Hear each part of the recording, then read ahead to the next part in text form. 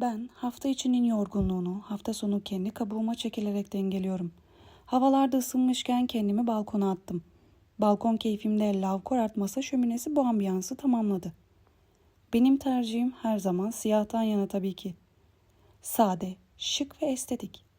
İsterseniz balkonda kahve keyfi yapabilir, isterseniz evinizin içinde kullanabilirsiniz. Ayrıca öyle zor bir kurulumu da yok. Saniyeler içinde bulunduğunuz ortamın ambiyansını değiştiriyor. Bana da sadece keyfini sürmek kalıyor.